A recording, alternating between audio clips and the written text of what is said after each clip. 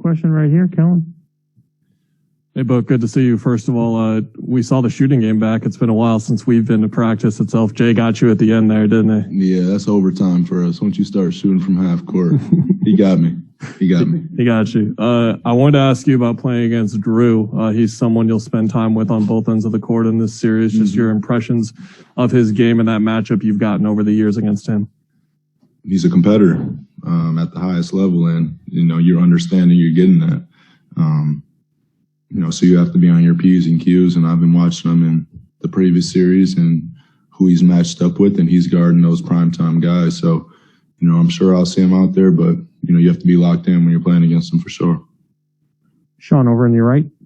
Since you're the elder statesman of this franchise, I use that word with you, can you give us an idea what the people here think about the Suns and also your chances of winning a championship, the fans?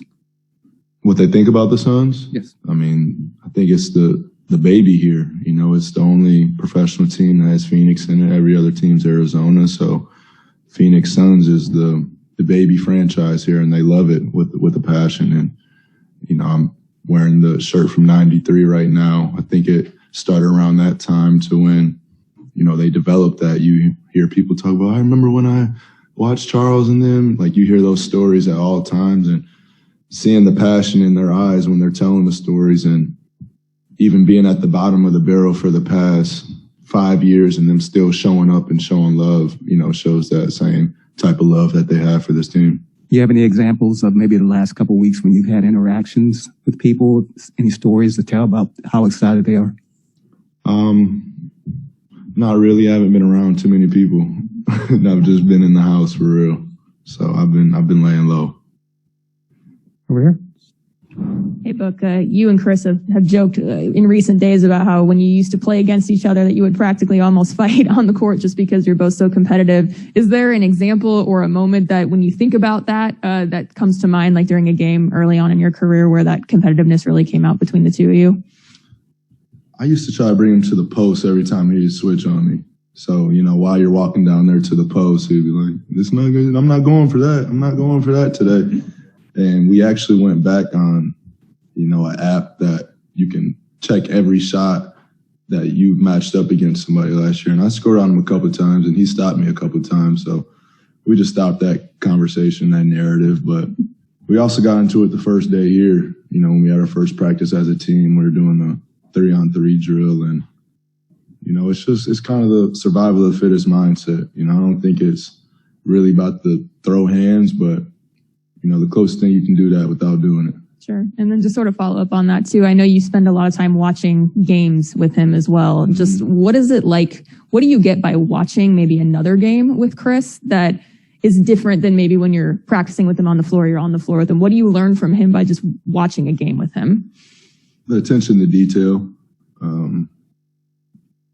And I feel it too ever since I got to the NBA. You watch games a different way than you did growing up. You're not watching it for entertainment anymore. You're scouting the whole time you're watching. So it might be a simple play. Somebody might have scored on this possession over here. He'll sit back, he'll rewind it.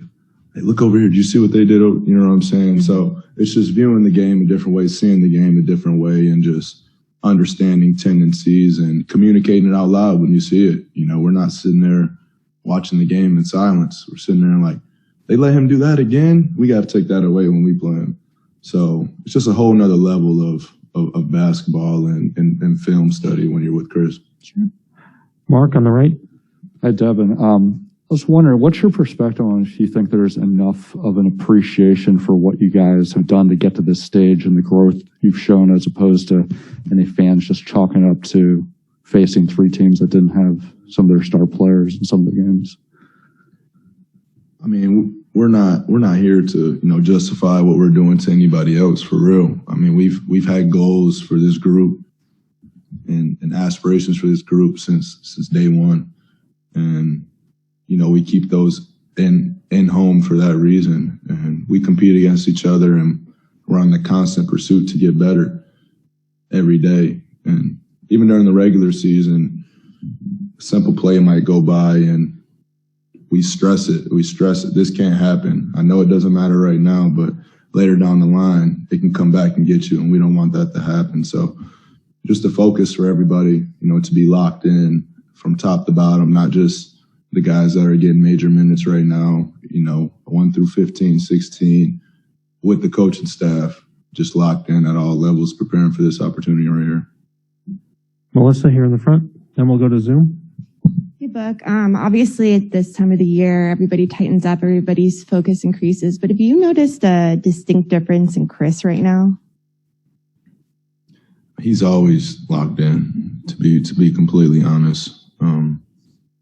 I'm sure he might be feeling a different way in his first appearance here, but he's not going to show us no frantic movement or any nervous. I think he's prepared for this, and it's more of I've been waiting this long preparing for this moment right here, and it's right in front of us. So, he's not walking a different way. He's not talking a different way, but, there's an understanding between all of us on, what time it is and what we have to accomplish.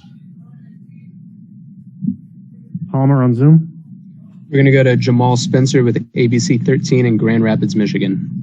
Grand Rapids? Yeah, Okay. Grand Rapids. I know it's been a minute, so wanted to ask you, Devin, if you had, thought about what ways West Michigan helped shape your passion and your love for the game. That's where it all started. Dang, threw me back thinking about it now. I'm reminiscing in my head right now, but that's where I fell in love with the game. I fell in love with that Pistons team. They taught me the game of basketball, and just being around everybody in West Michigan. I remember Drake Harris, just looking up to him every day and wanting to be him. But Michigan State rivalry games, just all that, all those memories, all the stories. That's where I learned the fundamentals of the game. Honestly, I always say I learned the fundamentals in Michigan, and then when I moved to Mississippi, it brought more of the dog out. So it was a great balance for me, and I credit Michigan for a lot of my success, especially Grand Rapids, my hometown. I know things worked out well, but did you ever stop and think about what things would have been like had you not left? I haven't. I haven't thought about that. I think things would be a little different. Obviously, I think you learn by living through experiences, and I would have lived a totally different lifestyle if I stayed in Michigan. But I love Michigan, and I go back there in the summertime, and I spend a lot of time out there. And me and my friends were just talking about for the 4th. We're like, any other place you would rather be if you were in the finals, and then be on Lake Michigan probably. But Milwaukee's on the other side of it, so we'll be going up there soon. Next, we're going to go to Cameron Cox with 12 News. Hey, Book. Hope all is well. What's been the hardest part to get to this point for you and your journey, and what's it like finally now to be in this moment as it hits you that, you're actually in the NBA Finals and 4 wins away from the trophy? Yeah, I don't think it'll hit me till it's all over. Even Western Conference champs. We're on this pursuit to, do what we set out to do, and we're here now. So it's kind of hard to reflect on what you're doing when you're in the moment. So, our main focus right now is, to win those 4 basketball games, and that's pretty much it.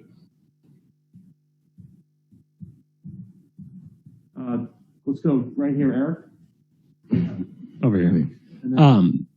For you guys this year, the Bucks have switched a lot against you, especially in crunch time. You mentioned going up against Chris and switching and kind of what you used to do when you'd get a switch. How do you feel like you've developed and gotten better in that regard, whether it's attacking a switch or moving the ball and deciding not to attack a switch? We've seen it a lot. I think that's what the NBA has went to. A lot of teams, especially, trying to keep people out of their paint, would just switch 1 through 5, and everybody has to guard up. But, you scout that. We scout that, and we try to take advantage of that. I think the Clippers use that against us a lot also. And DeAndre being able to use his size and his ability to get on the offensive glass and move whoever his mismatch is helps out a lot also. And then just having dynamic guards with Chris, Mikal, Jay, and having this floor spaced and just creating for each other. So, we're expecting to see that a bit. either on a switch or maybe just straight up Tuck is going to be that guy. For you, is that something that like you're excited about, like going up against So excited. You know, we've obviously had those matchups in practice before that have gotten heated at the highest level, but you know, he's a competitor and I have a lot of respect for that man. So, you know, we're going to be out there battling for sure. Did you have the scoreboard like you did with Chris at all? Like who came up? Yeah, me and Tuck's was a lot worse than me and Chris's. So me and Chris, we talked a lot. Me and Tuck, we bumped into each other a little bit. Dan, last question. Devin, heading into this playoffs, there's a lot of discussion kind of about this team's lack of experience and if that would show up at some point. And I think game 3 against the Lakers, you get ejected, Jay gets ejected. Maybe it looks like composure is starting to go away. How did you guys kind of level it in that moment? And do you view that as like a really important experience for this team in this postseason run? Yeah. I mean, we took a long road trip at the end of the season that even through that game, I think we went like 3-2 on the road trip. It was 5 games. It was like Philly, Boston. Forgot it was a loaded lineup and they were all competitive games. And we were like, this is how it's going to be at some level. Then we experienced the Lakers series. And we're like, I'm glad we went through that. I'm glad we had those 2 losses because you learn so much in that time. Obviously, you never want to lose, but you know, the level of focus that we bring back into the arena in the gym the next day, it's not more talking about it. It's like a demeanor and an energy that you can feel throughout everybody. And having going through that experience, you know, shaped us for the next series in Denver. And then seeing the Clippers and dropping 2 games to them also. So just understanding that it's a series and it's a long series and you're going to have to play. You're going to have to play hard, win, lose, or draw. You know, somebody said it before the playoffs started, like, when you win a game, you feel like you can't lose again. When you lose, you feel like you can't win again. And that's the playoffs for real. People get too high, people get too low. You hearing everybody talking from every different angle, but, you know, you have to understand where you're trying to go and what we're trying to do. Thank you, Devin. Appreciate y'all.